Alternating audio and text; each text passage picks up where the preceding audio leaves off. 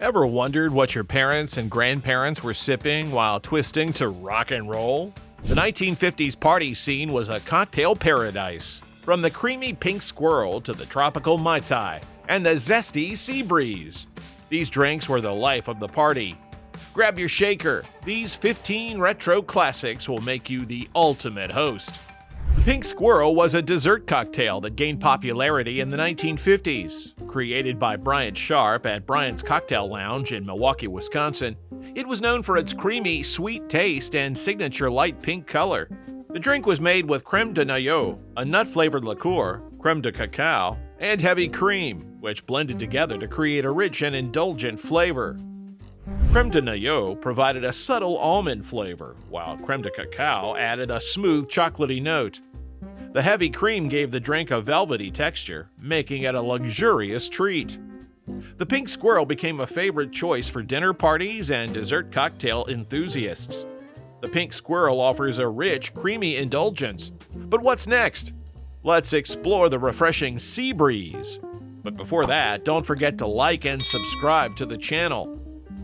The Seab Breeze was a refreshing cocktail that became popular for its delightful and simple combination of vodka, cranberry juice, and grapefruit juice.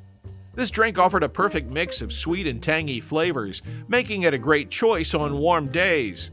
To prepare it, bartenders used 1.5 ounces of vodka, 2.5 ounces of cranberry juice, and 1 ounce of grapefruit juice. These ingredients were mixed in a highball glass filled with ice and garnished with a lime wedge to enhance its citrusy notes.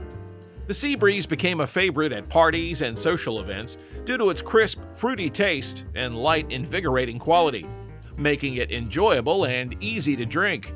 The Seab Breeze offered a delightful blend of flavors, but have you ever wondered how the Singapore Sling came to be such an iconic drink?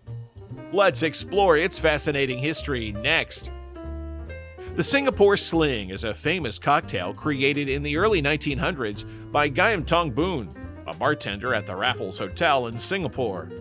Known for its vibrant mix of tropical flavors, it became a favorite at parties and social gatherings. This drink featured a blend of gin, cherry brandy, pineapple juice, lime juice, and grenadine, resulting in a fruity and refreshing taste with a noticeable kick. Its bright red color and exotic flavor made it both appealing to look at and enjoyable to drink. Originally crafted to provide a refreshing option for the hotel's guests, it quickly gained international popularity. By the 1950s, the Singapore Sling had achieved global recognition and became a staple in bars worldwide. The Singapore Sling's exotic blend of flavors made it iconic. So what makes the Mai Tai just as unforgettable? Let's explore its tropical charm. The Mai Tai was a popular cocktail that gained fame during the tiki bar craze of the 1950s. Originally created in 1944 by Victor Trader Vic Bergeron, its popularity soared as tiki culture became widespread. This tropical drink was celebrated for its bold mix of flavors, making it a favorite choice at social events and parties. The Mai Tai was crafted with a blend of light and dark rum, lime juice, orange liqueur, and orgeat syrup, creating a balanced, refreshing taste with hints of sweetness and citrus. Garnishes like mint sprigs, lime wedges, or pineapple slices enhanced its tropical allure. Its Tahitian name, meaning good or out of this world, perfectly captured its appeal, even appearing in the 1961 Elvis Presley film Blue Hawaii. The Mai Tai left its mark in tiki culture, but what's next? Let's explore the refreshing Slowen Fizz.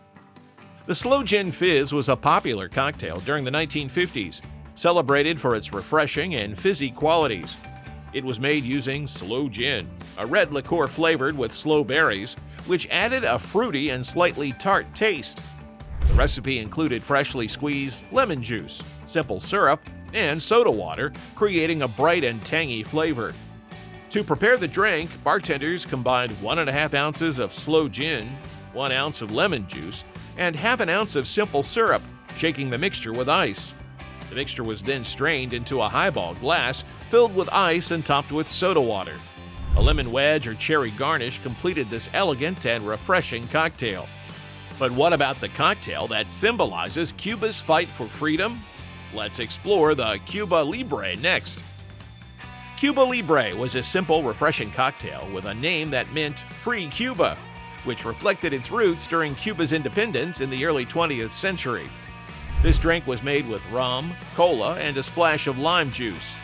To prepare it, 1.5 ounces of light rum were combined with 4 ounces of cola and the juice from half a lime. The ingredients were poured into a highball glass filled with ice, with the lime juice squeezed in and stirred gently.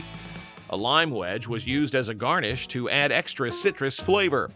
The Cuba Libre became popular due to its easy preparation and the wide availability of its ingredients, offering a balanced blend of sweet cola, tangy lime, and smooth rum.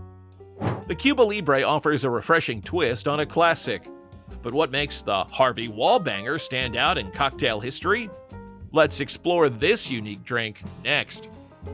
The Harvey Wallbanger is a classic cocktail that became famous in the 1950s and gained even more popularity during the disco era of the 1970s.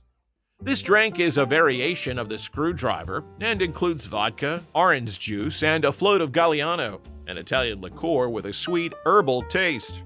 To prepare a Harvey Wallbanger, 1.5 ounces of vodka and 4 ounces of orange juice were mixed in a glass filled with ice, and 0.5 ounces of Galliano was gently poured in on top using the back of a spoon. The drink was garnished with an orange slice and a maraschino cherry. The cocktail got its name from a surfer named Harvey, who was said to have stumbled into walls after drinking too many of these cocktails. Curious about another classic cocktail with a refreshing twist? Let's explore the Tom Collins. The Tom Collins is a classic cocktail that combines gin, lemon juice, simple syrup, and club soda to create a refreshing and fizzy drink. To make it, you need 2 ounces of gin, 1 ounce of lemon juice, and a half an ounce of simple syrup. These ingredients were shaken with ice, then poured into a tall glass filled with ice. It was topped with club soda and garnished with a lemon slice and a cherry. The result was a crisp, citrusy drink that was both refreshing and tasty. The drink's history goes back to the 19th century and became very popular in the mid-20th century. Its name comes from a practical joke in the 1870s, where people asked if someone had seen Tom Collins. Tom Collins has a rich history, but what about the Manhattan's origins? Let's explore its fascinating story next. The Manhattan cocktail has been a classic drink since the mid-1800s. It's made with whiskey, sweet vermouth, and bitters, and traditionally served with a maraschino cherry as garnish. The flavor of Manhattan is rich and smooth, thanks to a mix of whiskey and the mild sweetness of the vermouth. The exact origin of Manhattan is unclear. A common story suggests it was created at the Manhattan Club in New York City during the 1870s for a banquet hosted by Lady Randolph Churchill. But this seems unlikely because she was in France at the time. Another version credits a bartender named Black, who supposedly invented the cocktail in the 1860s at a Broadway bar in New York City. The Manhattan's rich history and smooth taste led us to the Rob Roy. What makes it so unique? Let's explore. The Rob Roy cocktail, created in 1894, was named after the Scottish hero Rob Roy McGregor. It was invented at the Waldorf Astoria in New York City to celebrate the premiere of an operetta called Rob Roy. The drink was similar to the Manhattan, but used Scotch whiskey instead of American whiskey, which gave it a distinctive and strong taste. To make a Rob Roy, you needed Scotch whiskey, sweet vermouth, and a bit of Angostura bitters. The ingredients were mixed with ice, strained into a chilled glass, and garnished with a maraschino cherry. There were different versions of Rob Roy, including a dry version that used dry vermouth, and a perfect version that combined both sweet and dry vermouth. Rob Roy has a rich history, but what's the story behind the mint julep? Let's explore its southern charm next. The mint julep is a refreshing drink that became a symbol of southern hospitality, closely linked to the Kentucky Derby. It was made with bourbon, fresh mint, sugar, and crushed ice, and traditionally served in a silver or pewter cup. The drink's origins went back to the 18th century when it was first used as a medicinal remedy. The name julep came from the Arabic word golub, meaning rose water, which was used to make medicine taste better. By the 19th century, it became a popular cocktail in the American South. The mint julep became tied to the Kentucky Derby in the 1930s, and nearly 120,000 mint juleps were served at the event every year. The drink was made by muddling mint leaves with sugar and a splash of water, adding bourbon, and filling the cup with crushed ice. A sprig of mint was placed on top for garnish. Now that we've uncovered the refreshing history of the mint julep, what made the Brandy Alexander stand out during the early 1900s? Let's explore its origins next. Brandy Alexander was a rich, creamy cocktail that became popular in the early 1900s and remained a favorite through the 1950s. It was made with brandy, creme de cacao, and cream, typically garnished with a sprinkle of nutmeg. The drink was a twist on an older gin-based cocktail called the Alexander. The origins of Brandy Alexander are unclear. One version of the story claimed a bartender named Troy Alexander at Rector's in New York City invented it to create a white drink for a dinner celebrating the character Phoebe Snow from a well-known ad campaign. Another story suggested it was named after the Russian Tsar Alexander II. Over the years, Brandy Alexander appeared in movies and books, including the 1962 film Days of Wine and Roses, and the novel Brideshead Revisited by Evelyn Waugh. Could the old-fashioned rival Brandy Alexander's iconic status? Let's explore its fascinating history next. The old-fashioned is a well-known cocktail that started in the early 19th century.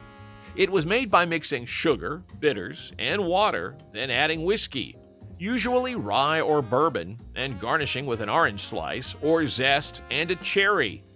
It was traditionally served in a short round glass called an old-fashioned glass.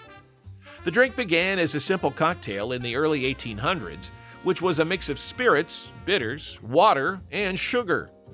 The name old-fashioned started in the 1880s when people began asking for their drinks made the old way. One popular story suggests it was invented at the Pendennis Club in Louisville, Kentucky, and brought to New York by bourbon maker James E. Pepper. The old-fashioned has a rich history. But what about the Sidecar? Let's explore its intriguing origins next. The Sidecar was a popular cocktail created around the end of World War I during the 1920s. It was made with cognac, orange liqueur like Cointreau, and fresh lemon juice. The ingredients were shaken with ice and strained into a cold cocktail glass, sometimes with a sugared rim to add elegance. The drink's origin is unclear, with both Paris and London claiming to have invented it. One version of the story credits an American Army captain who regularly visited Harry's New York bar in Paris. Another story attributes the drink to Pat McGarry, a bartender at Buck's Club in London. The name Sidecar is thought to be inspired by the motorcycle attachment, a popular mode of transport at the time. The Sidecar's rich history sparked curiosity about its tropical counterpart. What makes the Piña Colada stand out? Let's explore. The Piña Colada is a tropical cocktail that became very popular in the 1950s and remains a favorite drink. It's made with rum, coconut cream, and pineapple juice, blended with ice to create a smooth and refreshing taste. The drink is usually decorated with a slice of pineapple and a maraschino cherry, giving it a tropical look. The drink's origins are in Puerto Rico, and it is widely believed to have been created by Ramon Mochito Marrero, a bartender at the Caribe Hilton Hotel in San Juan in 1954. He wanted to capture the spirit of Puerto Rico in a drink, and after 3 months of experimenting, he perfected the recipe. In 1978, the Piña Colada was declared the national drink of Puerto Rico. And there you have it, 15 iconic party cocktails from the 1950s that still bring timeless charm to any celebration. Which of these vintage drinks would you serve at your next party? Let us know in the comments below. Don't forget to like, share, and subscribe for more exciting content. Cheers!